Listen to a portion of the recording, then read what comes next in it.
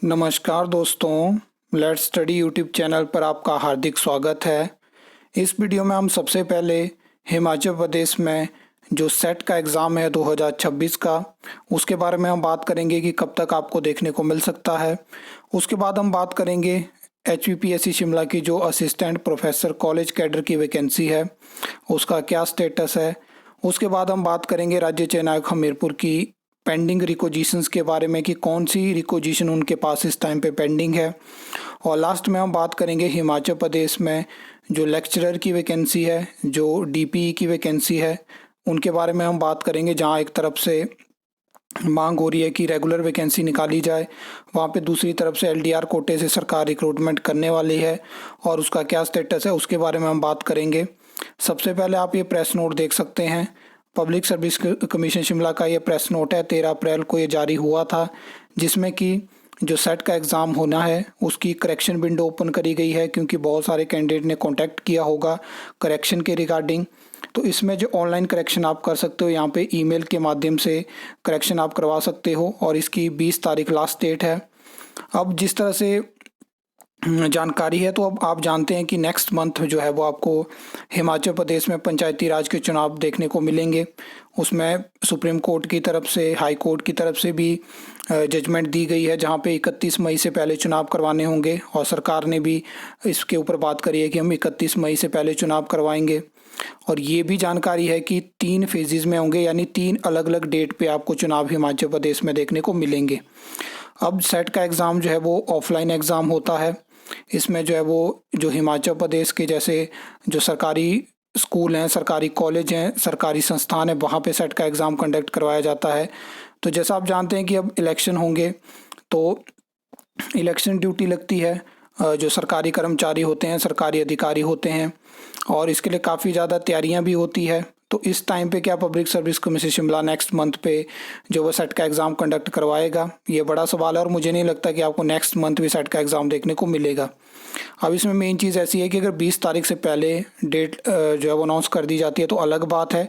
उसके बाद 20 से लेके 30 तारीख के बीच में सेट का एग्ज़ाम नहीं हो सकता है, क्योंकि एक बड़ा एग्ज़ाम है और इसके लिए अच्छी खासी तैयारी की ज़रूरत होती है। कोई और एग्ज़ाम होता तो मैं बोल भी सकता था कि ईज़िली एग्ज़ाम कंडक्ट करवाया जा सकता है। अब इसके ऊपर मेन चीज़ के ऊपर भी बात करें तो हिमाचल प्रदेश में 20 तारीख के बाद, यानी 20 अप्रैल के बाद कभी भी जो है वो आचार संहिता लग सकती है। तो उस हिसाब से फिर आगे की चीज़ें क्लियर हो जाएंगी। लेकिन जिस तरह से अभी जानकारी है, तो मुश्किल है कि अब नेक्स्ट मंथ भी सेट का एग्ज़ाम कंडक्ट करवाया जा सके। और असिस्टेंट प्रोफेसर कॉलेज कैडर की भर्ती भी सेट के एग्ज़ाम से जुड़ी है, क्योंकि इसमें बताया जा रहा है कि जब तक सेट का एग्ज़ाम नहीं होता है और रिज़ल्ट नहीं आता है, क्योंकि रिज़ल्ट तो जल्दी निकाल सकता है आयोग, ऐसा नहीं है। अगर वो असिस्टेंट प्रोफेसर की वैकेंसी उसके बाद ही निकालना चाहता है तो उसके बाद ही आपको वो वैकेंसी देखने को मिलेगी। लेकिन मैं आपको बता दूं कि बैकएंड पे एक अलग लड़ाई चली हुई है असिस्टेंट प्रोफेसर कॉलेज कैडर की भर्ती के लिए, जहां पे एजुकेशन डिपार्टमेंट पे RTI लग रही है, पब्लिक सर्विस कमीशन शिमला पे RTI लग रही है, आगे अपील भी डाली जा रही है, आगे उसमें हियरिंग भी हो रही है। बहुत सारी चीज़ें चली हुई हैं जिसकी मैं आपको लगातार जानकारी देता रहता हूँ, क्योंकि बहुत सारे स्टूडेंट वेट कर रहे हैं असिस्टेंट प्रोफेसर वैकेंसी का। और अभी ये भी न्यूज़ निकल के आई थी कि उसको भी फिक्स सैलरी पे कर सकते हैं। तो फिलहाल तो ऐसी मेरे पास कोई जानकारी नहीं है, अगर मेरे पास होती तो मैं आपको बताने की कोशिश करता। हाँ, वो चीज़ है कि जूनियर असिस्टेंट प्रोफेसर की आपको एक अलग भर्ती देखने को मिलेगी, जो इंजीनियरिंग कॉलेजेस में और फार्मेसी कॉलेज में होगी, और वो फिक्स सैलरी पे होने वाली है। तो वो वाली असिस्टेंट प्रोफेसर की भर्ती फिक्स सैलरी पे होगी। इसकी फ़िलहाल जानकारी नहीं है और रिक्वेजिशन दिसंबर 2025 से पब्लिक सर्विस कमीशन शिमला के पास है।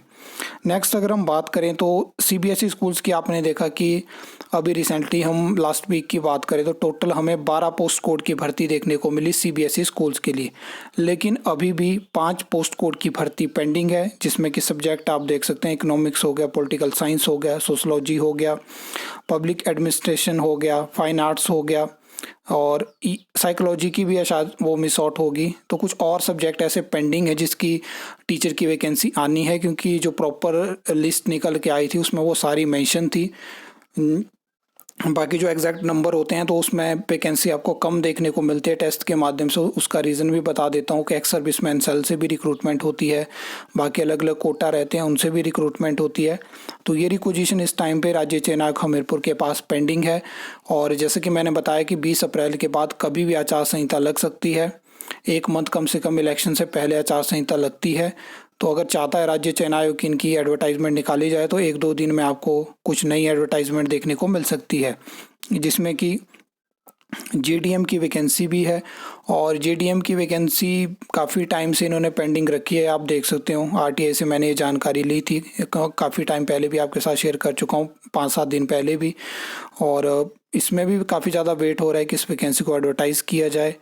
2023 में ये वैकेंसी अप्रूव हुई थी, उसके बाद बैच वाइज बेसिस पे 2 बार पीडब्ल्यूडी में रिक्रूटमेंट निकल चुकी है, लेकिन जो टेस्ट के माध्यम से रिक्रूटमेंट है वो अभी तक नहीं निकल पाई है। अब रिक्वेजिशन तो पहुंच चुकी है, अब राज्य चयन आयोग हमीरपुर का काम है कि वो जल्दी से उसको एडवर्टाइज करें।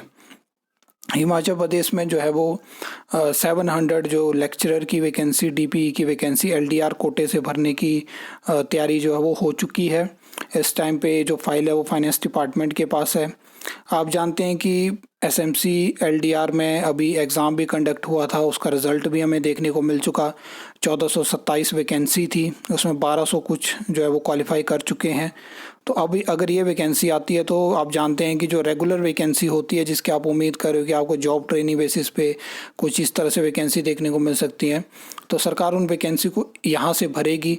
और ये तो हिमाचल प्रदेश में बीजेपी और कांग्रेस सरकार की मानसिकता रही है। बैकडोर भर्तियां हुई, बाद में उन बैकडोर भर्तियों को रेगुलर करने के तरीके ढूंढे गए, अलग अलग चीज़ें हैं, लेकिन मेरिट बेसिस पे जॉब्स को साइडलाइन किया गया, ये आप सब जानते हैं। क्लास 3 में पहले 2016-17 से पहले क्या होता था, इंटरव्यू होता था। बाद में जब 2016-17 के बाद जब इंटरव्यू बंद किया गया, तब भी सरकारों ने यहाँ पे अल्टरनेट ऑप्शन निकाले कि अगर क्लास 3 जॉब्स में हम अगर मेरिट पे ही जा रहे हैं तो हम क्यों आउटसोर्स कर देते हैं।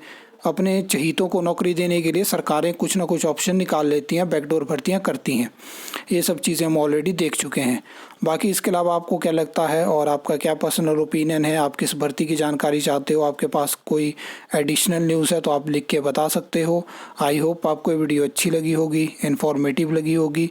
तो वीडियो को लाइक, कमेंट, शेयर कर सकते हो, चैनल को सब्सक्राइब कर सकते हो फॉर द न्यू अपडेट्स के लिए।